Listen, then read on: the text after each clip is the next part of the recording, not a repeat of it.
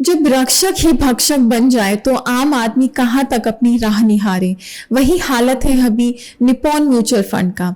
जी हाँ, Nippon mutual fund में कहा जा रहा है 1800 करोड़ का घोटाला हुआ है। Let's no more about it in details. Nippon mutual fund जो पहले रिलायंस म्यूचुअल फंड हुआ करता था, जो लेटर ऑन शिफ्ट कर दिया गया।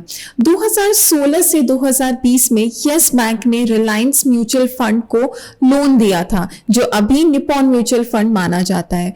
यस बैंक ने रिलायंस म्यूचुअल फंड जब ये हुआ करता था उस वक्त 500 करोड़ का लोन दिया था इन द ईयर 2017। ये लोन रिलायंस ने इंफ्रास्ट्रक्चर को डेवलप करने के लिए यूज किया, जो लेटर ऑन 81 बॉन्ड के तहत मार्केट में इन्वेस्ट कर दिया गया, जो एक टाइप का डेट इंस्ट्रूमेंट होता है।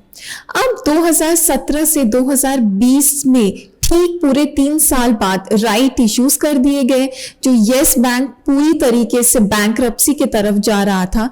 अब व्हाट हैपेंस, यही एटीआई बॉन्ड को पूरी तरह खत्म करने के लिए यस बैंक अपने रिकंस्ट्रक्शन के लिए ये पैसे को इस्तेमाल कर लिया। Now the twist comes in between. अब समझिए, ये यस बैंक ने रिलायंस को लोन दिया था, जो अभी रिलायंस नहीं बल्कि निप्पॉन म्यूचुअल फंड हुआ करता है। Now Nippon mutual fund has to answer SEBI कि उन्होंने इस पैसे का इस्तेमाल किस तरह किया है। ये पैसे जो है हम जैसे इन्वेस्टर्स के हैं, जो प्रॉपर तरीके से इस्तेमाल नहीं हुए हैं। एज ये पूरा इंसिडेंट बहुत पहले से डराइव्ड हुआ आ रहा है, जब ये रिलायंस म्यूचुअल फंड हुआ करता था। Now Nippon has to answer.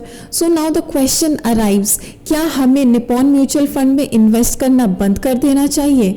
If you ask me this personally, then the answer will be no, because SEBI जब पिक्चर में रहती है वो पूरी तरीके से रेगुलेशंस को मेंटेन करती है, सारा ट्रांसपेरेंसी मेंटेन करने का कोशिश करती है और क्वेश्चन करती है properly that where the money has been invested.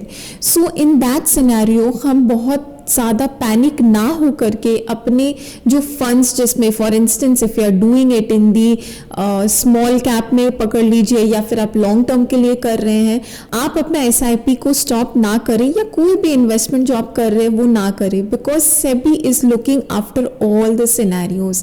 Now all the question again comes, what shall I do if this is the condition with the mutual funds? There is nothing to get panic about, क्योंकि सारा situation under control रहेगा।